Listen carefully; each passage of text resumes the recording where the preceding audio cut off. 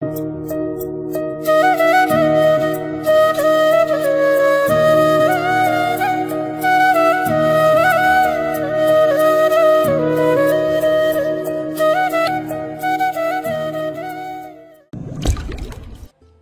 এরকম করলে অহুর সামনে অহু ভয় পাবে, তার শরীর আরো খারাপ হবে।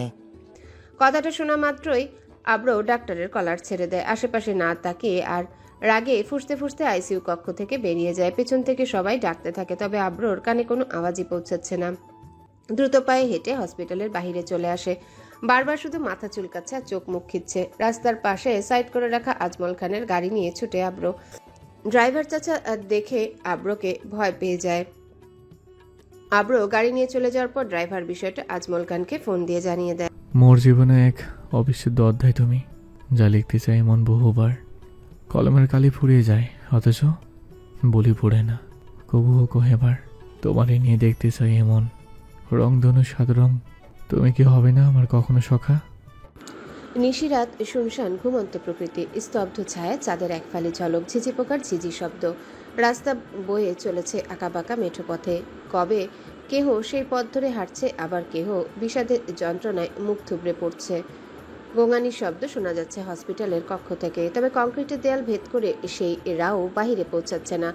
দ্বাদশীর গলা জড়িয়ে অবাধে কান্না করে চলেছে তার মা।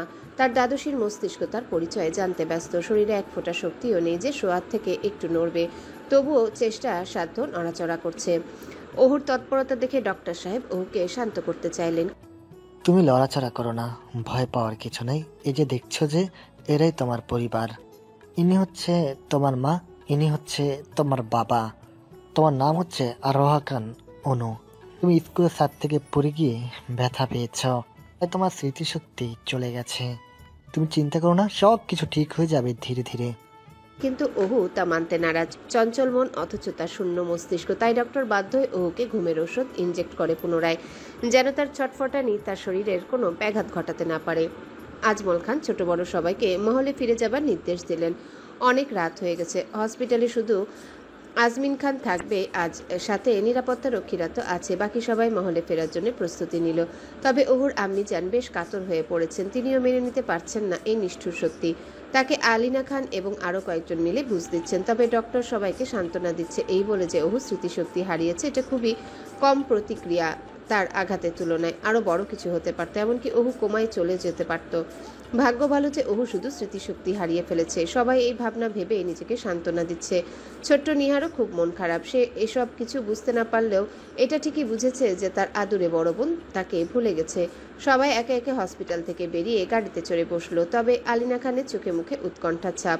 তিনি আব্রকে খুঁজছেন, তবে আজমল খানের ভয়ে কিছু বলতে পারছেন না। রাত 1:35। রূপোর থালার মতো চন্দ্র আলো ছড়াচ্ছে প্রকৃতিতে। অন্ধকার রাত্রি আলোতে ভরিয়ে দিচ্ছে সবকিছু। তবে কারো জীবনে যেন এই রাত্রি অমাবস্যার রাতের মতোই অন্ধকার নিয়ে এসেছে। তীব্র যন্ত্রণায় তার বুক ফেটে যাচ্ছে। নিস্তব্ধতা রজনীতে রাস্তা পুরো ফাঁকা, জনমানবহীন শূন্য। এক হাতে গাড়ির স্টিয়ারিং ঘোরাচ্ছে, আরেক হাতে রয়েছে মদের বোতল।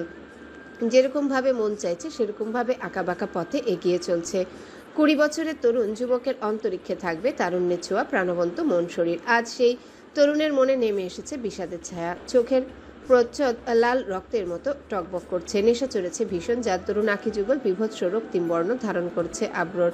তবুও যেন ওহুর স্মৃতির যে একটুর জন্য ভুলতে পারছে না। এই চরম নেশার ঘোরেও ওহুর সংলাপই যেন মস্তিষ্কে ঘুরপাক খাচ্ছে বারংবার। মানতে পারছে না সে নিজেকে। এটা কি হয় নাকি? 2-1 দিনের কথা তো নয়, পুরো 12 বছর। এত এত স্মৃতির পাহাড়, এত এত স্বপ্ন কিভাবে ধূলিসাৎ করে দিবে আব্র? কিভাবে? সে তো ভালোবাসে ওহুকে। ভালোবাসা 1-2 দিনে তো তৈরি হয়নি। 12টা বছরে হাজারো অনুভূতির মাঝে এই পবিত্র অনুভূতিটুকু সযত্নে লুকিয়ে রেখেছে আব্র। গাড়ি স্টিয়ারিং বারবার ঘোরাচ্ছে আর এসব ভাবছে। কপালে কয়েকবার থাপ্পড়ও মেরেছে। ভীষণ আফসোস হচ্ছে তার এই ভাগ্যের জন্যে। ইতিমধ্যে 2 বোতল শেষ করে ফেলেছে, আরেক বোতল আছে, সেটাও শেষ পর্যায়ে। আব্র এর আগে কখনো এত ড্রিঙ্কস করেনি। বারবার শুধু বকছে নিজেকে মাতাল অবস্থায়। শালা আমার সাথে কেন অমন হয়? আমি তো ভালোবাসি ওরে। আমারে না বললে কি এমন হইতো? আমি তো ওরে ছাড়া বাঁচতাম না। এইটা কি উপরওয়ালা জানে না? তাহলে আমার সাথে কেন এমন হইলো? এর পরিবর্তে আমার মাইরে ফেললে তো পারতো। এই বলে আব্র অট্ট হাসিতে মেতে ওঠে। ঢকঢক করে মদ গিলতে শুরু করে। মদের বোতল পরিশেষ ফাঁকাই হয়ে যায়, যা দেখে আব্রোর মেজাজ আরো বিগড়ে যায়। গাড়ি থামিয়ে রাগে ফুঁসতে থাকে, সজোরে গাড়ির স্টিয়ারিংয়ে একটা ঘুষি মারে। এখন অবধি সেই ঘাম মিশ্রিত সাদা শার্ট আব্রো পরে রয়েছে, উপরে 2-3টা বোতাম খোলা, যার দরুন সুঠাম বুকের লোমগুলো বাহিরে বেরিয়ে এসেছে। মাতাল অবস্থায় গাড়ি চালাতে চালাতে কোথায় এসে পৌঁছেছে তা আব্রো নিজেও জানে না। গাড়ির দরজা খুলে হেলতে দুলতে বাহিরে নামে। রাগে শরীর গিজগিজ করছে আব্রোর, চোখ মুখ খিচে রয়েছে। গাড়ির জানালার কাছে মদের বোতল দিয়ে সজোরে বাড়ি মারে। ফলস্বরূপ কাঁচ ভাঙার শব্দে নিস্তব্ধ প্রকৃতি নড়ে বসে। তাতেও আব্রো শান্তি পাচ্ছে না, মাথার চুল মুট করে বারবার খিচে ধরছে। আব্রোর মস্তিষ্ক ব্যতীত কোনো কিছুই আব্রোর নিজের আয়ত্তে নেই, আর সেই মস্তিষ্কে বারবার ভাসছে কাঠবিড়ালির স্মৃতি। রাস্তায় দুই ধারে সারিবদ্ধ হয়ে দাঁড়িয়ে আছে বিশাল আকৃতির বৃক্ষরা। ল্যাম্পপোস্টের মৃদু আলোয় ভাসছে ফাঁকা পথের দৃশ্য। বসন্তের দমকা হাওয়া আব্রোর এলোমেলো চুল দুলিয়ে দিচ্ছে। পরনে থাকা সাদা শার্ট শোষো করে উঠছে। মাটি স্পর্শ করা পাতা সেই বাতাসে উড়ে চলছে, সাথে উঠছে ধুলোবালি, যা আব্রোর চোখে হানা দিচ্ছে। কি সুন্দর দৃশ্য এই প্রকৃতির! আহা! আব্রো হেলতে দুলতে এগিয়ে চলেছে হেঁটে। হঠাৎ রাস্তার মাঝে হাঁটু গেড়ে বসে পড়ে ধপাস করে। নিশিরাতের দমকা হাওয়া আব্রোর শরীরে ধূলিকণা ছুঁড়ে দিচ্ছে। মুহূর্তে নিস্তব্ধ প্রকৃতিকে জাগিয়ে তুলতে এক গগনবিদারী চিৎকার দিয়ে উঠে আব্রো। মনের ক্ষোভ আর সহ্য করতে না পেরে ডুকরে কেঁদে উঠে অবুঝ শিশুর মতো। মনের অব্যক্ত গুলিগুলো ছুটতে থাকে প্রকৃতিকে উদ্দেশ্য করে। বাতাসের বেগের সাথে কান্নার বেগও বাড়তে থাকে। হাত মুষ্টিবদ্ধ করে চিৎকার দিতে থাকে। আমার সাথে কেন এমন হলো আল্লাহ? আমি ওর সাথে কেমনে বাঁচবো তুমি কও? কেমনে ভুলবো ওর স্মৃতি? আমি পারবো না বেঈমান হতে। তুই তো আমরা ভুলে গেলি। আমার দেওয়া কথা তুই রাখতে পারলি না ওহু। কেমনে পারলি আমাকে ভুলতে? কেমনে? আমার কথা কি তোর একটু মনে পড়ে না? যদি আর মনে নাই করতে পারোস, তাহলে আমার জীবনে তুই আইলি কেন? আমারে ধোঁকা দিলি কেন? কারো কাছে অপ্রকাশিত অভিযোগগুলো আব্রো তার সৃষ্টিকর্তাকে প্রেরণ করছে। অবুঝ বালকের মতো এখনো কান্না করেই চলেছে রাস্তার মাঝে বসে। আব্রোর কান্নার সাথে তাল মিলাচ্ছে প্রকৃতি, নিজেও কাতরতা প্রকাশ করছে। ব্যথিত পুরুষকে কিভাবে সামলাবে এই প্রকৃতি? নিজের প্রিয়বতীর কাছ থেকে পাওয়া আঘাতের তাড়নায় আর্তনাদ করে চলেছে মৃত্যু পথযাত্রী মানুষের মতন। বেশ খানিক সময় বাদে চোখ মুখ ডলে পানি মুছে নিল। বসা থেকে উঠে আবারও হেলতে দুলতে হাঁটতে লাগলো পাগলের মতো। অনেকখানি পথ হাঁটার পর রাস্তার পাশে একটা টং দোকান থেকে সিগারেট কিনলো, সাথে লাইটারও। এই প্রথমবারের মতো আব্রোর ঠোঁটজোড়া সিগারেটে স্পর্শ করলো। সিগারেটে কয়েকটা টান দেওয়ার পর কাশতে লাগলো, তবুও থামলো না। বেধারে সিগারেট টানতে লাগলো রাস্তার পাশে বসে। হঠাৎ আব্রো কারো উপস্থিতি টের পেয়ে পিছনে ফিরে তাকালো মাতাল দৃষ্টিতে, তবে চিনতে পারলো না। মাথা চুলকাতে শুরু করলো, অস্পষ্ট বর্ণে শুধালো, হই কি রে? আব্রো, আমি আসাপ। চিনি না তো। তুই চিনবি কেমনে? এত ড্রিঙ্কস করলে? চল মহলে চল। এই বলে আশরাফ আব্রোর হাত টেনে ধরে, তবে আব্রো যেতে নারাজ। তবে মাতাল অবস্থায় আশরাফের সাথে ধস্তাধস্তি করতে সম্ভব হয় না। আব্রোকে পাজা কোলে করে আশরাফ গাড়িতে নিয়ে বসালো। গাড়ির মধ্যে আব্রো আশরাফকে বকতে থাকে, তবে এক পর্যায়ে কথার মধ্যে ঘুমিয়ে পড়ে। অতীতের দায় মিটবে ভবিষ্যতে, ফেলে আসা স্মৃতি কুড়িয়ে কুড়িয়ে ধ্বংস করবে অন্তর ইন্দ্রিয়, সেই ব্যথার মূল্য যোগাবে তাহার মস্তিষ্ক। খানমহলের প্রতিটা মুহূর্ত আনন্দ উল্লাসে কাটে সবার, তবে ইদানিং সেই খুশিতে হয়তো কাহারও নজর লেগেছে। তাই পুরো খানবাড়ির পরিবার জুড়ে নেমে এসেছে বিষাদের ছায়া। নিজেদের মেয়েকে হারিয়েও ফিরে পেয়েছে পুনরায়, তবে নতুন অধ্যায়। আজমল খানের কাছে আব্রোর ইউনিভার্সিটি থেকে বার্তা এসেছে। ইউনিভার্সিটি কর্তৃপক্ষ আব্রোর ছুটি মঞ্জুর করেনি, তাই অতি শীঘ্রই আব্রোকে ক্লাসে উপস্থিত থাকার আদেশ জারি করেছে। অভিভাবক হিসেবে আজমল খানের কাছে এই বার্তা পৌঁছেছে, এমনকি আব্রোর সান্নিধ্যানেও এই বার্তা পৌঁছে দিয়েছে কর্তৃপক্ষ। ওহু কিছুটা সুস্থ আছে, তবে তার নিজ পরিচয় জানার জন্য বেশ উদ্বিগ্ন হয়ে রয়েছে। ওহুর আম্মিজান এবং আব্বা রয়েছে তাদের মেয়ের কাছে। ওহুর পরিচয় খোলাসা করে বলছে তারা। উপযুক্ত ভরসার জন্য একসাথে তোলা পরিবারের ছবিগুলো বের করে দেখাচ্ছে। আজমল খান ওহুর দুর্ঘটনা তদন্ত করার জন্য পুলিশ নিয়োগ করছিলেন, তবে সে সর্বশেষ তথ্য অনুযায়ী কোনো কিছুই চোখে পড়েনি কারো। সাধারণ দুর্ঘটনা বলেই আখ্যায়িত করা হয়েছে, যার দরুন বিদ্যালয় কর্তৃপক্ষ ঝামেলা থেকে বেঁচে গিয়েছে। ওহুর স্কুলের সহপাঠীরাও এসেছিল ওহুকে দেখতে। আশরাফ কাল রাতে আব্রোকে মহলে পৌঁছে দিয়ে তার নিজ তালুকদার বাড়িতে চলে গেছে। আব্রোর মুখোমুখি হতে চায় না সে। আব্রো যে কাল রাতে মদ্যপান করে মহলে ফিরেছে তা শুধু আলিনা খান এবং আশরাফ জানে। মহলের পাহারাদারদের আলিনা খান কঠোরভাবে নিষেধ করে দিয়েছে, এই কথা যেন কবু আজমল খানের কানে না পৌঁছায়। বেলা গড়িয়ে রাত চলমান, সময় কবু কাহার জন্য অপেক্ষা করে না। যে যার মতো এই সময় অতিবাহিত করছে, কারো খোঁজ রাখে না কেহ কবু কখনো। রাত 9:40 হবে হয়তো। গতকাল রাত 2:50 দিকে আব্রোকে আশরাফ মহলে নিয়ে এসেছিল। সেকাল থেকে আব্রো এখন অবধি ঘুমাচ্ছে। অনেকে অনেকবার আবরোর কথা জিজ্ঞাসা করেছিল। আলিনা খান কায়দা করে ছেলেকে বাঁচিয়েছে ঝামেলার বেড়াজাল থেকে। গভীর ঘুমের রেশ কেটে নিভু নিভু চাহনিতে পাপড়ি জোড়া মেলে তাকায় আবরো। খুব পোড়াচ্ছে চোখ জোড়া, মাথাটা ঝিম ধরে আছে যেন। কপালে আঙ্গুল ডলতে ডলতে শোয়া থেকে আড়মোড়া ভেঙে বসে আবরো। ভালোভাবে তাকিয়ে দেয়ালে ঝুলতে থাকা ঘড়ির দিকে নজর বুলায়। ঘড়ির কাঁটার অবস্থান দেখে নড়ে চড়ে বসে আবরো। মুহূর্তেই চোখে ঘুমের রেশ কেটে যায়। এক এক করে কাল ঘটে যাওয়া সব বিষাদময়ী ঘটনা আবরোর মস্তিষ্কে হানা দিতে থাকে। অন্ধকারের মতো কালো ছায়া বাসা বাঁধে অন্তরিক্ষে। আবরো ভাবতে থাকে কাল মদ্যপান করে আশাফের সাথে গাড়িতে বসেছিল হয়তো। তারপর আর কিছু মনে নেই আবরোর। তার মানে কি সে এই পুরো সারাদিন ঘুমিয়ে কাটিয়েছে? হঠাৎ বিছানার পাশে চোখ বোলাতেই আবরোর নজরবন্দি হয় আলিনা খানের কান্না মিশ্রিত নয়নমণি। মায়ের চোখে জল টলমল করতে দেখে আবরোর আত্মা কেঁপে উঠে। তৎক্ষণাৎ চোখ নিচে নামিয়ে ফেলে আবরো। মায়ের চোখের পানি ঝরার কারণ হয়তো আবরো নিজেই। কি করে তাকাবে সে তার মায়ের দিকে? অপরাধী মনে করতে থাকলো আবরো নিজেকে। পরক্ষণে আলিনা খান ধীর পায়ে হেঁটে এসে আবরোর কাছে বিছানায় পাশে বসালেন। ছেলের কাঁধ স্পর্শ করে ক্রন্দিত সুরে শুধালেন, এই আব্রো, কি হয়েছে তোর বাবা? কেন এরকম পাগলামি করছিস? তুই এরকম করলে চাইলেও কি সব ঠিক হয়ে যাবে? হ্যাঁ, আর কত পাগলামি করবি রে বাবা? আব্রো তার মায়ের কথা শুনে আলতো চাহনিতে তার মায়ের প্রতিচ্ছবি পরখ করে। দেখলো তার মা কাঁদছে। আব্রোর সাথে সাথে চোখ ফিরিয়ে অন্যদিকে তাকালো। তার মায়ের কান্না তার বুকের ভিতর কাটা গায়ে নুনের ছিটার মতো বিচ্ছে। আলিনা খান কাঁধ ছেড়ে আব্রো চোয়াল স্পর্শ করে ফোপাতে ফোপাতে বলতে লাগলেন, বাবা, আর কত পাগলামি করবি? আর এখন করেও কি করবি? কম পাগলামি তো করিসনি এই 12টা বৎসর ধরে। এবার তো নিজের দিকে তাকা আব্রো। তুই আমার একমাত্র কলিজার টুকরা। তোরে তোরে কষ্টে দেখলে আমার বুক পুড়ে রে বাবা। এই বলে আলিনা খান ছেলেকে জড়িয়ে ধরে হাউমা করে কাঁদতে লাগলেন। আব্রো তার মাকে জড়িয়ে ধরল। তার চোখেও পানি টলমল করছে। কখন জানি সেই বাঁধ ভেঙে আবার অবাধে গড়িয়ে পড়ে। ঠিকই তো বলেছে তার মা। কেউ না জানলে অহুর জন্যে কত পাগলামি করেছে সেসব কথা তার মা জানে। আব্রো যেমন অহুকে সব বিপদ থেকে বাঁচিয়ে আনতো, আলিনা খানও সবার সামনে আব্রোর জন্য ঢাল হয়ে দাঁড়িয়ে থাকতো। আব্রো তার মাকে শান্ত করার জন্য স্বাভাবিক করে চোখের পানি মুছে দেয় আর বলতে থাকে, আমা কাঁদো না তুমি। তাকাও, তাকাও আমার দিকে। তাকাও না আম্মা, কিছু হয়নি তো? তুই তুই এরকম করিস কেন বাবা? জানোস না তোর বাবা কতটা রাগী? ওনারে কেন রাগাস তুই এসব পাগলামি করে বাবা? আম্মা, আর রাখবো না। তুমি আর কেঁদো না দয়া করে। আমার কষ্ট হইতেছে আম্মা। কান্না করো না তুমি, প্লিজ। বলো আমাকে, কি চাও তুমি? আমি তাই তাই করবো। আমি কি চামু? তোর ভালো চাই আমি বাবা।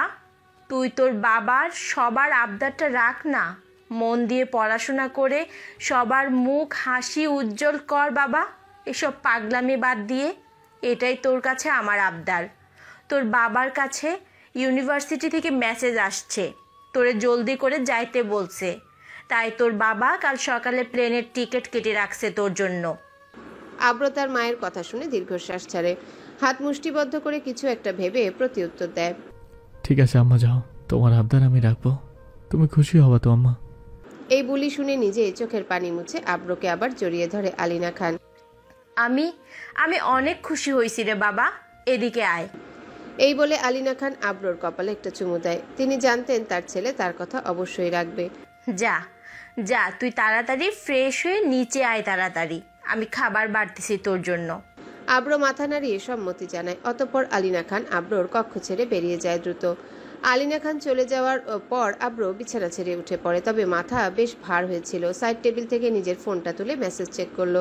দেখলো তার ফোনেও মেসেজ এসেছে। আব্রো মেসেজটা দেখে একটা হাসি দিল। কি করবে আর? তাছাড়া তার জীবনটাই তো এখন বিদ্রূপে পরিণত হয়েছে আজ। ফোনটা রেখে ওয়াশরুমে ঢুকে ঝর্ণা ছেড়ে দেয় আব্রো।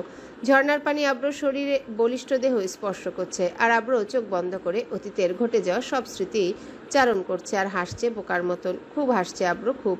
অট্টহাসিতে মেতে উঠেছে আজ সে। মধ্যরাত। কেহ কেহ নিজের বিষাদময়ী যন্ত্রণা বিলীন করছে প্রকৃতির নিকট, আবার কেহ গভীর ঘুমে আচ্ছন্ন। এই যেমন অহু। আব্রো অহুর পাশে বসে আছে আব্রো হাসপাতালের কক্ষে। এক দৃষ্টিতে সে তাকিয়ে তার কাঠবিড়ালির দিকে। তার বুকের ভিতর দাউ দাউ করে আগুন জ্বলছে। যদি পারতো আব্রো বুক চিরে সেই ব্যথা দেখাতো তার কাঠবিড়ালিকে। তবে আফসোস। আব্রো আলতো হাতে অহুর চোয়াল জোড়া স্পর্শ করে বুকের চাপা কষ্ট আগলে রেখে ম্লান হাসে। আমি চলে যাচ্ছি রে। কিছু চাইবে তুই আমার কাছে, নাকি এবারে কিছু চাইবে না? গতবারের মতো এবারও কি মিথ্যা প্রতিশ্রুতি দিবি আমাকে? যে তুই আর দুষ্টিমি করবি না? আমার এই হাতে হাত রেখে না তুই ওয়াদা করেছিলি আর দুষ্টুমি করবি না, তাহলে তুই কি শুধু একটা ওয়াদাই ভেঙেছিস? না, হাজারো প্রতিশ্রুতি ভেঙেছিস তুই। আমাকে ভেঙেছিস, আমার মন ভেঙেছিস, আর কত কি। আব্র আজ কাঁদছে না, শুধু হাসছে, বুকের ভিতর কষ্টগুলোকে চেপে রেখেছে। অহুর চোয়াল ছেড়ে হাত জোড়া মুষ্টিবদ্ধ করে নিজের বুকের সাথে চেপে ধরল আব্র। পুনরায় ম্লান হেসে সংলাপ করলো, তুই তুই আমাকে ভুলে গেল আমি তোকে কখনো বলবো না রে আমার কাঠবিড়ালি। আমি তোকে রোজ দেখতে আসবো, যখনই তুই ঘুমিয়ে থাকবি তোর কল্পনায় হয়ে, বাতাসে বাগরুদ্ধ হয়ে তোকে স্পর্শ করব, রাতের আকাশে চাঁদ হয়ে তোকে রোজ দেখব। যেদিন অমাবস্যা হবে সেদিন জোনাকি পোকা হয়ে তোর শহরে আলোকিত করব। তোর মুক্ত ধরা হাসি আমি দূর হাতে দেখব, আর আমি নিজেও হাসবো। তোর এই এলোকেশি চুল আর কখনো স্পর্শ করে দেখব না আমি। ভালো থাকিস আমার শখের কাঠবিড়ালি। এই বলে আব্র ঘুমন্ত কাঠবিড়ালির কপালে ছোট্ট চুমু এঁকে দেয়। পণ এঁটেছিল আব্র কাঁদবে না, তবে মনে শেষ অব্যক্ত বুলিগুলো ছুটতে গিয়ে আব্র তার নিজের অজান্তেই কেঁদে ফেলেছে। চোখ মুখ ডলে একটা দীর্ঘশ্বাস ছাড়ে, অতঃপর অহুর দিকে তাকিয়ে মুচকি হাসি দিয়ে বিদায় জানায় তার কাঠবিড়ালিকে। আব্রর বুকের ভেতর সবকিছু চুরমার হয়ে ধূলিসাৎ হয়ে যাচ্ছে, তবুও এই বিষাদময়ী অনুভূতি প্রকাশ করতে আজ নারাজ আব্র। সকাল 6টায় আব্রর ফ্লাইট। আলিনা খান নিজে হাতে রান্না করছেন সেই ভোর হতে, ছেলেকে আজ নিজ হাতে খাইয়ে দিচ্ছেন। তিনি আজ ভীষণ খুশি আব্র চলে যাবে। তবুও আজমল খান এবং আজমিন খান তৈরি হয়ে অপেক্ষা করছে মহলের বাইরে। আশফাক খান হাসপাতালে রয়েছে। আলিনা খান ছেলের পছন্দের খাবার সমূহ রান্না করে প্যাক করে দিচ্ছেন। আব্র নিজেও তৈরি হয়ে নিয়েছে, তার মুখে হাসি বিদ্যমান, তবে এই হাসি যে কত বিষাদময়ী যন্ত্রণা ভেদ করে ঠোঁটজোড়া প্রসারিত হচ্ছে তা কেউ জানে না। আব্র মহলের বাইরে রাস্তায় দাঁড়িয়ে আছে। ভোরের আলো তেমন ফোটেনি, বসন্তের বাতাস বয়ে যাচ্ছে। আব্র এক দৃষ্টিতে রাস্তার পাশে দাঁড়িয়ে থাকা শিমুল গাছের দিকে তাকিয়ে রইল। থোকা থোকা ফুল নজর কাটছে ভোর সকালের। এই ফুল অহু কুড়িয়ে মহলের সিঁড়িতে বিছিয়ে রাখত। আব্রর মস্তিষ্ক স্মৃতিচারণ করছে এই কথা। পাখপাখালির কিচিরমিচির আওয়াজ আব্রর কানে ভেসে আসছে। দল বেঁধে বাসা থেকে বের হচ্ছে পাখিরা। আব্র বেরিয়ে গেল চেনা গন্তব্যের উদ্দেশ্যে, সবাইকে বিদায় জানিয়ে। যাওয়ার আগে আলিনা খানের কাছ থেকে ক্ষমা চাইতে ভুলল না আব্র। সময়ের সাথে তাল মিলিয়ে কেটে যায় মানুষের গতিময় ঠিকানা কর্ম। বেলা ফুরায় রাত আসে, রাত শেষে ভোর, আবারও নতুন দিনের সূচনা হয়। এভাবে চলতে থাকে সময়। আব্রর বিদেশে যাওয়া কেটে যায় বেশ কিছু বছর। এর মধ্যে আব্র একবারও দেশে আসেনি। অহুও বেশ ভালো আছে। অতীতের স্মৃতি মনে করতে না পারলেও বর্তমানের সাথে সে বেশ মানিয়ে নিয়েছে নিজেকে। সকলের পরিচয় সে জানে, তবে আব্রর পরিচয় ব্যতীত কেউ কখনো আব্রর সম্পর্কে অহুকে কিছু বলেনি। আব্র কখনো অহুর সাথে কথা বলেনি লন্ডনে এসে, তবে পরিবারের কাছ থেকে অহুর খোঁজ প্রতিদিনই নিত, বিশেষ করে শিফার কাছ থেকে। এক মধ্যরাতে আব্র হুডি পরে হাঁটছে লন্ডনের রাস্তায় একা একা, সাথে রয়েছে ভায়োলিন। আব্র প্রায় সময় মাঝরাতে রাস্তায় ঘুরে বেড়ায়, ইচ্ছে হলে ভায়োলিন বাজিয়ে সুর তুলে গান ধরে। স্নোফল পড়ছে, শান্ত প্রকৃতি, নিস্তব্ধ রজনী। সন্ধ্যায় বৃষ্টি হয়েছে, তাই পরিবেশটা আরও শান্ত লাগছে, শুনশান। হঠাৎ আব্রর পকেটে থাকা ফোন বেজে ওঠে। ফোনটা তুলে দেখলো আলিনা খান ফোন করেছে। আব্র ফোনটা তৎক্ষণাৎ রিসিভ করলো। আসসালামু আলাইকুম আম্মা, ভালো আছেন?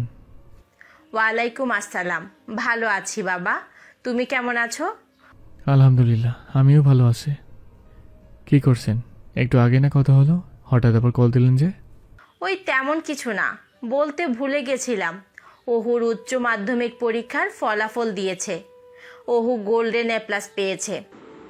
হঠাৎ অহুর কথা শুনতে আব্রর বুক পিঞ্জরে ঘূর্ণিঝড় হানা দিল। এমন সময় অহুর প্রসঙ্গ, তাও আলিনা খানের কাছ থেকে শুনবে, আব্রর ভাবনার বাহিরে ছিল। আব্র থমকে দাঁড়িয়ে রইল। কি রে আব্র, কথা বলছিস না যে? হ্যাঁ আম্মা, শুনেছি, ভালো হয়েছে, খুশি হলাম। আচ্ছা এখন রাখি, পরে কথা বলবো আম্মা।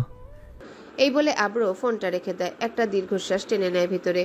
বেশ কিছু সময় রাস্তার মাঝে দাঁড়িয়ে থাকে। অতঃপর কিছু একটা আনমনে ভেবে রাস্তার পাশে বেঞ্চে গিয়ে বসে আব্র। কাঁধে ঝুলতে থাকা ব্যাগ থেকে ভায়োলিন বের করে কয়েকবার ভায়োলিন বাজিয়ে একটা সুর তুলে খালি গলায় বিষাদময়ী কণ্ঠে গান শেষে একটা ম্লান হাসি দিয়ে আকাশের দিকে তাকালো আব্র। মনের অভিযোগগুলো চাঁদকে প্রেরণ করলো, যা আব্র সবসময়ই করে। কেউ নেই যে সেই অভিযোগগুলো শোনার মতো। আব্র যখন উৎকণ্ঠায় বিভোর, হঠাৎ তার পাশে থাকা ফোনটা পুনরায় বেজে ওঠে। আব্র ফোনটা তুলে দেখলো একটা মেসেজ এসেছে ইংরেজিতে। মেসেজটা পড়ে আব্র মুচকি হাসে। পুনরায় আঁখি যুগল বুঝে অতীতে ফেরে। আব্রর কখনো তেমন প্রিয় বন্ধু ছিল না। সে সবসময় অহুর চিন্তায় বিভোর থাকতো। স্কুলে যখন পড়তো, সুযোগ পেলেই অহুর কাছে ছুটে চলে আসতো। বন্ধুদের তেমন সময় দিত না। মহলে ফিরে কখনো মহল থেকে বাহিরে বের হতো না। সবসময় ওহুর সাথে মেতে উঠত, আজ সেই ওহুই তাকে ধোকা দিয়েছে। ভুলে গিয়েছে অতীতের সোনালী স্মৃতি। লন্ডনে এসে আব্র পুরো একা হয়ে যায়, ডিপ্রেশনে চলে যায়। পুরো ডিপ্রেশন থেকে বের হতে আব্র ড্রিঙ্কস করতে শুরু করে, বিভিন্ন অনৈতিক কাজে জড়িয়ে পড়ে, যেমন জুয়া, মদ পান, রেস, এরকম আরও বহু কাজে, যার মাধ্যমে আব্র নিজেকে ভুলিয়ে রাখত ওহু স্মৃতি থেকে। আর সেই সব অনৈতিক কাজে যোগান দিত আব্রোর পার্টনার ডেভিড। ডেভিড ছিল একজন ড্রাগস সেলার। সে ইউনিভার্সিটির স্টুডেন্টদের কাছে ড্রাগস বিক্রি করত, যেটা আব্র পরবর্তীতে জানতে পারে। আব্র ডেভিডের কাছ থেকে ড্রাগস নিত। ডেভিড আব্রকে সঙ্গ দিত, যার দরুন আব্রদের অ্যাপার্টমেন্টে বিভিন্ন অসাধু লোকের আনাগোনা ছিল। ডেভিড আব্রকে সাথে নিয়ে বিভিন্ন মাফিয়াদের সাথে দেখা করতে যেত। ডেভিড জানতো আব্র ডিপ্রেশনে ছিল, তাই আব্রকে কাবু করতে ডেভিডের বেগ পেতে হয়নি। তবে আব্রোর মতো এত টাকা পয়সা ছিল না ডেভিডের, তাই ডেভিড আব্রোকে ডেভিডের সাথে যুক্ত হওয়ার পরামর্শ দেয়। প্রথমত আব্র না করলেও ধীরে ধীরে আব্রো অন্ধকার জগতে নিজেকে ডুবিয়ে দেয়। সময়ের সাথে সাথে আব্র হয়ে ওঠে মাফিয়ার সদস্য। অন্ধকার জগতে আব্রকে সবাই এক নামে চেনে, ডাবলে। লন্ডনের অন্ধকারের দুনিয়ার শীর্ষ মাফিয়া ডাবলে। এই সময়ের সাথে সাথে কালো দুনিয়ায় নিজের অবস্থান মজবুত করে ফেলে আব্র। তবে এই পর্যায়ে আসতে আব্রকে অনেক কিছু সম্মুখীন হতে হয়েছে। সেই জগতেই পরিচয় হয় জিসার সাথে আব্রোর। ডেভিডই পরিচয় করিয়ে দেয় জিসাকে আব্রোর সাথে। প্রথম দেখাতে জিসা আব্রোর প্রেমে পড়ে গিয়েছিল, তবে আব্রো কোনোদিনও জিসাকে পাত্তা দেয়নি। আব্রো জানতো জিসা তাকে পছন্দ করে, তবে কোনোদিনও জিসার জন্য আব্রোর মনে জায়গা হয়নি, না অন্য কারোর জন্য কোনোদিনও হয়েছে। নারী, শিশু পাচারকারী, অপহরণ, মাদক চোরাচালান, জালিয়াতি, খুনসহ সবকিছুই রয়েছে আব্রোর মাফিয়া গোষ্ঠীতে। সে নিজেই সবকিছু তদারকি করে, মাফিয়া লিডার ডাবলে হিসাবে। আব্র যখন গ্র্যাজুয়েশন সম্পূর্ণ করে বাংলাদেশে এসেছিল, তারপর দিনে রাতে আব্রোর ফোনে যে মেসেজটা এসেছিল সেটা ডেভিডের মেসেজ ছিল। আব্রোদের একজন সঙ্গী, যিনি দুবাইয়ের শেখ আলাউদ্দিন বিন জাফর, তাকে আটক করেছিল দুবাইয়ের পুলিশ। তাকে ফেরাতে আব্রো বেরিয়ে গিয়েছিল সেদিন রাতে। আব্রো কাজ শেষ করে দেশে চলে আসার জন্য মনও স্থির করেছিল, তবে আজমল খানের কড়া কথায় আব্রো বেঁকে বসেছিল। তাই 9 মাস পর নিজ মহলে ফিরেছিল আব্রো। পাপিষ্ঠ আব্রোর পরিচয়ের দরুন একদিন ওহুকে উদ্দেশ্য করে বলেছিল, আমার আসল পরিচয় তুই যেদিন জানতে পারবি ওহু, সেদিন তোর মস্তিষ্ক তোকে ধোকা দিবে। এটাই হলো আব্রোর আসল পরিচয়। তবে আব্রো চায় না তার এই রূপ সম্পর্কে কেউ কোনোদিনও জানুক। আব্রোর অনুপস্থিতিতে ডেভিড সকল কিছুর হুকুম জারি করে। প্রিয়বতীর জন্য আজ পাপের রাজত্বের এক পাপিষ্ঠ পুরুষ আব্রো। প্রিয়বতীর পাপিষ্ঠ পুরুষ। কাঠবিড়ালির স্মৃতির দায়ে আজ পাপিষ্ঠ হয়ে গেছে সে। পাপ তার মস্তিষ্ক গ্রাস করে ফেলেছে। বর্তমান আব্রো হসপিটাল থেকে মহলে ফিরেছে বেশ কিছুদিন হয়ে গেছে। আব্রোর শরীর মোটামুটি এখন অনেকটাই ভালো আছে। অ্যাক্সিডেন্টের পর থেকে আলিনা খান কঠোরভাবে নিষেধ করে দিয়েছেন আব্রোকে বেপরোয়াভাবে গাড়ি চালাতে। ওই দিন রাতে যখন ওহু আব্রোর কাছে ক্ষমা চাইতে গিয়েছিল, আকস্মিক চুম্বনের ফলে ওহু খেই হারিয়ে ফেলেছিল। আব্রোকে মনে মনে হাজারটা বকা দিয়েছিল ওহু, পুরো গোষ্ঠীকে ধুয়ে দিয়েছিল 1000 বার করে, এবং মনে মনে সংকল্প এঁটেছিল যাই হয়ে যাক আব্রো ভাইয়ের সামনে আর ওহু পড়বে না কখনো। রুমে যাওয়া তো দূর, কিন্তু তা কি আর হয়। আব্রো দোতলা থেকে চিল্লায় বলে উঠল আলিনা খানকে উদ্দেশ্য করে, আম্মা ওহুকে বলো তো একটা মালাই চা বানিয়ে নিয়ে আসতে আমার জন্য। আব্রো, তুই চা কবে থেকে খাস? তবে সেই কথা জবাব দেওয়ার জন্য আব্রো আর দাঁড়িয়ে রইল না দোতলায়। আলিনা খান ওহুকে ডাকতে লাগলেন, ওহু, ওহু, কই রে, একটু এদিকে আয়। ওহু মহলের বাহিরে বারান্দায় ছিল নিহার সাথে। আলিনা খানের ডাক পেতে ভোর দৌড়ে ওহু রন্ধনশালায় গিয়ে পৌঁছায়। এসেছিস তুই, এদিকে আয়, একটা মালাই চা বানিয়ে নিয়ে যেতে আব্রোর কাছে। আব্রোর নাম শুনতে ওহু মুখ চেপে ধরে। আব্রোর রুমে যেতে হবে তাকে। আবারও এই কথা ভাবতেই ওহুর আত্মা কেঁপে ওঠে। ওহু ঠায় দাঁড়িয়ে ভাবতে থাকে, কি রে, কি ভাবছিস তুই? হ্যাঁ হ্যাঁ কাকিজান, দিচ্ছি বানিয়ে। ওহু ধীর পায়ে হেঁটে এগিয়ে যায় সামনে। বারংবার ঢোক গিলছে কোনো এক অজানা ভয়ে। চুলায় দুধ গরম হয়ে উতলে পড়ছে, তবে সেদিকে হুঁশ নেই ওহুর। আকস্মিক আলিনা খানের হুঙ্কারে পুনরায় ঘোর কাটে ওহুর। কি করছিস? চুলাটা অফ কর ওহু। ও হ্যাঁ হ্যাঁ কাকিমা, করছি। তড়িঘড়ি করে চুলা বন্ধ করতে গিয়ে ওহুর হাতে গরম দুধ ছিটকে আসে। মুহূর্তে ওহু হাত চেপে ধরে ওড়নার নিচে। উজ্জ্বল রঙের হাতখানি উষ্ণতার জোরে ঝলসে উঠে পলকেই সাদা চামড়া লাল হয়ে যায়। ভীষণ জ্বালা পোড়া করতে শুরু করে। তবে ওহু সেই যন্ত্রণা লুকিয়ে রাখে আলিনা খানের সন্নিকট থেকে। আলিনা খানও জানতে পারেননি ওহুর হাতে গরম দুধ ছিটকে পড়েছে। তিনি সবজি কাটতে ব্যস্ত অন্য পাশ হয়ে। ওহুও তার যন্ত্রণা উন্মোচন করতে ব্যর্থ সবার নিকট থেকে। হয়তো বললে কয়েকটা বকা শুনিয়ে দিবে উল্টো। তবে আলিনা খান ওহুকে কখনো বকাঝকা করেন না। তবুও কেন জানি ওই দিনকার পর থেকে ওহু আলিনা খানকে আড়াল করে চলে, যার দরুন আজ খোলাসা করে বলতে পারছে না কিছু। আদৌ নিজেকে অপরাধী হিসেবে চিহ্নিত করে অহু আব্রর দুর্ঘটনার জন্য। অহু ঠায় দাঁড়িয়ে আছে আলিনা খানের দিকে দৃষ্টি দিয়ে। যন্ত্রণার চোটে কাঁপাকাঁপি করতে শুরু করেছে, ভীষণ জ্বালা করছে হাত, হয়তো কান্না এখনই চোখ ফেটে বেরিয়ে আসবে। কোনো জায়গায় ছিটকে লেগেছে, সেটাও দেখতে পাচ্ছে না। এখনই বরফ দেওয়া অতীব প্রয়োজন, কিন্তু এখান থেকে চলেও যেতে পারছে না। চা বানিয়ে নিয়ে যেতে হবে আব্র ভাইয়ের জন্য। হাত চেপে দাঁড়িয়ে আছে অবলার মতো অহু। হঠাৎ আলিনা খান পিছনে ফিরে তাকালে দেখেন অহু তার দিকেই তাকিয়ে আছে। তিনি ভ্রুজোড়া নাচালেন, ঠোঁটজোড়া কিঞ্চিত প্রসারিত করে মুচকি হেসে উঠলেন। সবজি কাটা রেখে অহুর সান্নিধ্যে গুটি কয়েক পা বাড়িয়ে এগিয়ে আসলেন। অহু আলিনা খানকে এগোতে দেখে ঢোক গিলল। বারবার চোখের পলক পড়ছে অহুর। আলিনা খান এগিয়ে এসে আলতো হাতে অহুর গাল ছুলেন, অতঃপর ম্লান হেসে সহসা বুলি ছুড়লেন। কি হয়েছে? অহু কোনো প্রতিউত্তর দেয় না। আলিনা খানের চোখ থেকে নিজের দৃষ্টি সরিয়ে অপরাধীর ন্যায় নিচে তাকিয়ে রইল মুখ গোমরা করে। আমার সাথে রাগ করেছিস নাকি ওই দিন হসপিটালে বকেছিলাম বলে? অহু এবার আঁখি যুগল তুলে তাকায়। হাতের পোড়া যন্ত্রণা ভুলে গিয়ে আলিনা খানকে আষ্টে পৃষ্ঠে জড়িয়ে ধরে। আলিনা খানও অহুর পিঠে হাত রেখে হাত বুলায় আর সংলাপ করে। আমার ভিতর বয়ে চলা ওই দিনকার পরিস্থিতি তুই ওই দিন বুঝতে পারবি অহু, যেদিন তুই নিজে মা হবি কোনো সন্তানের। মা হবার এ কথা শুনে অহু লজ্জায় মুখ লুকিয়ে ফেলে। আলিনা খান অহুর মুখ লুকানো দেখে নাক টেনে পুনরায় বলে ওঠে, যা যা, বেশি দেরি করিস না। আব্রোর জন্য মালাই চা বানিয়ে নিয়ে যা। সে কখন বলেছে, নয়তো পুরো মহল মাথায় তুলবে।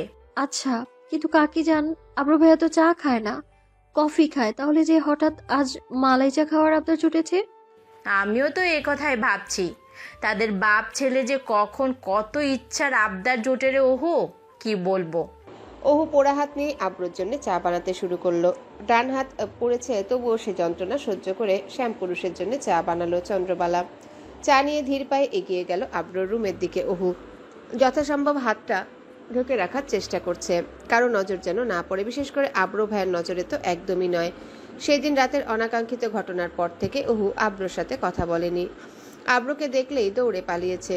পোড়ার যন্ত্রণায় হাত কাঁপছে, তাই বাম হাতে চায়ের পেয়ালা নিয়েছে। চা পৌঁছে দিয়ে সোজা নিজের রুমে চলে আসবে অহু। নিহাকে বলে বরফ আনাবে রন্ধনশালা থেকে, অতঃপর হাতে লাগাবে বলে চিন্তা করলো। সেই ভাবনা ভাবতে ভাবতেই পোড়া হাতে দরজা ঠেলে আব্র শয়নকক্ষের ভিতরে ঢুকলো অহু। অহুর পুরো শরীর কাঁপছে। গুটি গুটি পায়ে এগিয়ে গিয়ে টেবিলের উপর চায়ের পেয়ালাটা রাখলো। অহুর দৃষ্টি পড়ল সরু কোণে বসে থাকা সুঠামদেহী অবয়বের উপর। আব্রকে দেখে অহুর পুনরায় কাঁপাকাঁপি শুরু হয়ে গেল। আব্র পালঙ্কের উপর বসে পা দোলাচ্ছে আর ফোন ঘাটছে। পরনে কালো রঙের হাফহাতার গেঞ্জি এবং ট্রাউজার, যার দরুন পেশিবহুল হাতজোড়া বাহিরে বেরিয়ে আছে। আব্র অহুর চোখাচোখি হতে অহু ধপ করে চোখ নিচে নামিয়ে ফেলে। মুহূর্তে কয়েকবার ঢোক গিলে ফেলল পরপর। বাম নিলয়ের স্পন্দন তীব্র থেকে তীব্রতর হচ্ছে, সেটা অহু টের পাচ্ছে। কেটে পড়া উদ্দেশ্যে পিছনে ঘুরতেই আব্র ঝাঁঝালো কণ্ঠে শুধালো, আমি বাঘনা ভাল্লুক যে আমাকে দেখে তুই পালিয়ে বেড়েছিস এতদিন ধরে? কাল যে তোকে এত করে ডাকলাম, তুই শুনলি না কেন? হ্যাঁ? আব্রোর হুঙ্কার শুনে অটোমেটিক অহুর পা দাঁড়িয়ে যায় চলন্ত অবস্থা থেকে। কাচুমাচু হয়ে আমতা আমতা করে আব্রোর প্রশ্নের উত্তর দেয়, ভাইয়া তো তেমন কিছু না তো। আচ্ছা ঠিক আছে, মানলাম তেমন কিছু না। তো চা বানিয়ে আসলি আমার জন্য, কিন্তু আমাকে চা না দিয়ে ওখানে রেখে দিলি। চা ঠান্ডা হয়ে গেলে তো নানি সে খাবে রে ওইখান থেকে। আমি দিচ্ছি, এখনই দিচ্ছি চা। ওই দিন রাতের অনাকাঙ্ক্ষিত ঘটনা জেরা করতে দুজনাই এড়িয়ে যায়। অহু তো কোনোদিনও জিজ্ঞাসা করবে না, লজ্জায় মরেই যাবে এ কথা বলতে গেলে। আর আব্র তো আরো আগে করবে না। অহু টেবিলের উপর থেকে চায়ের পেয়ালা নিয়ে এগিয়ে যায় আব্রর নিকটে। আব্র সাইড টেবিলের উপর ফোনটা রেখে অহুর কাছ থেকে চায়ের কাপ তুলে নেয় পেয়ালা হতে। অহু কিছু একটা ভুলে যায় তাড়াহুড়োতে, কিন্তু আব্রর নজর অহুর ডান হাতের উপর পড়তে ভুল হয় না। অহুর হাতের সাদা চামড়া রক্তিম বর্ণ দেখে আব্রর হৃৎপিণ্ড কেঁপে ওঠে। চায়ের কাপ রেখে খপ করে অহুর হাতে ধরে ফেলে মুহূর্তে। অহু আতকে উঠে আকস্মিক হুঁশে ফিরে দেখলো অঘটন ঘটে গেছে। আব্র ভাইয়া দেখে ফেলেছে। এবার কি হবে? অহুর হাতের থেকে বেশি রক্তিম আকার ধারণ করেছে আব্রর চোখে। রাগে ফুঁসছে আব্র, দাঁতে দাঁত চেপে ধরে হুঙ্কার দিল, হ্যালো বন্ধুরা, পরবর্তী পার্ট খুব তাড়াতাড়ি আসবে, তো সবাই অপেক্ষায় থাকো। আর চ্যানেলটি যারা এখনো সাবস্ক্রাইব করোনি, তারা পরবর্তী পার্ট দেখার জন্য চ্যানেলটি সাবস্ক্রাইব করে রেখো। ধন্যবাদ সবাইকে, আমাদের সাথেই থেকো।